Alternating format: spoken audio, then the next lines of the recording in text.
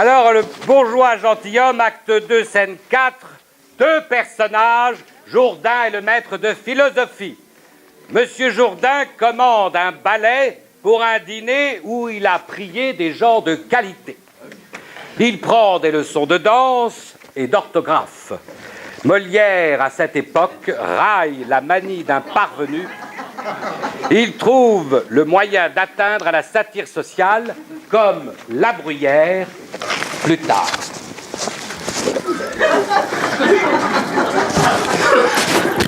Micro. C'est facile.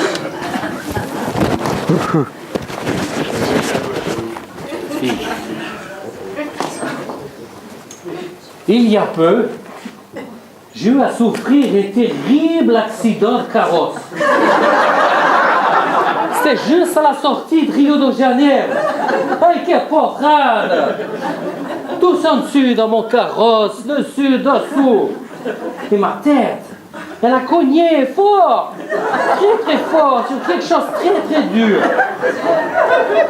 Et le plus terrible là-dedans, c'est que j'ai perdu ma mémoire.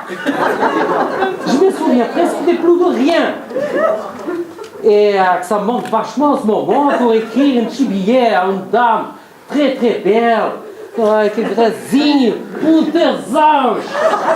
Agora, j'ai donc décidé de faire appel aux compétences do gros mestre de philosophie pour m'aider a reparer ce qui se pourra. C'est mon coach.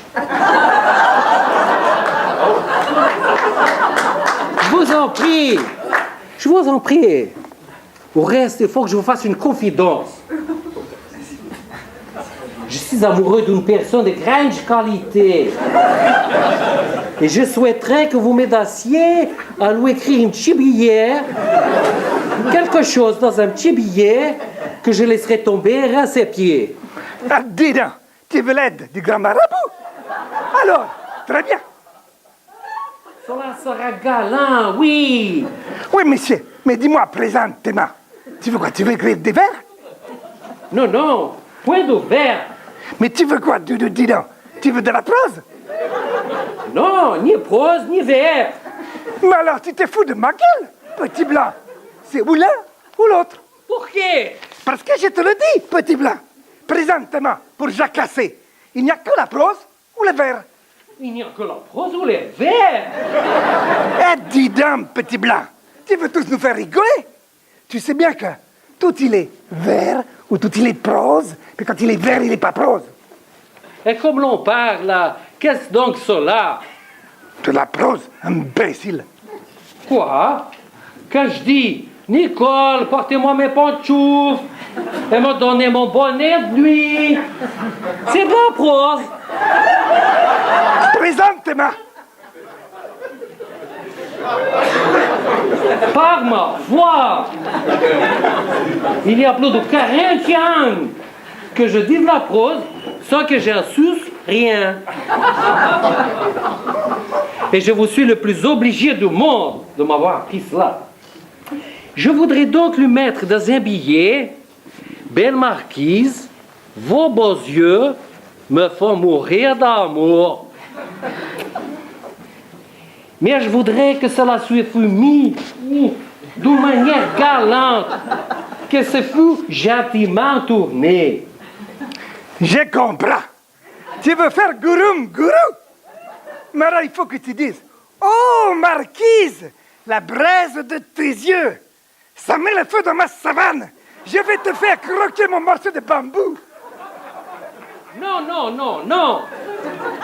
Je ne veux point tout cela. Je ne veux. Qu'est-ce que je vous ai dit? Bela marquesa, se os belos olhos me faziam morrer d'amour. Eh, dis donc, si tu veux faire gouroum, gourou, il faut que tu palabres un peu. Il faut que tu t'étonnes un peu sur la chose.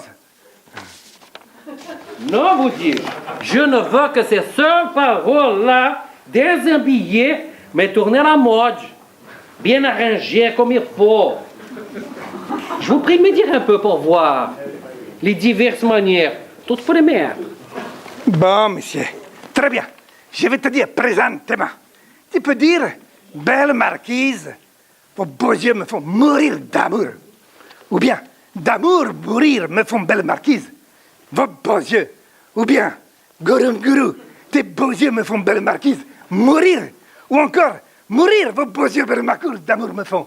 Mais si tu veux vraiment la croquer toute nue, tu lui dis, me font vos yeux beaux mourir belle marquise d'amour. Quelle porra!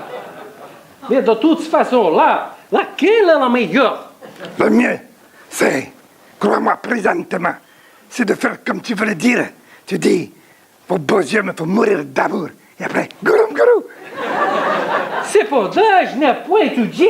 J'ai fait tout cela du premier coup. Je vous remercie de tout cœur et vous prie de venir demain. De bonne heure.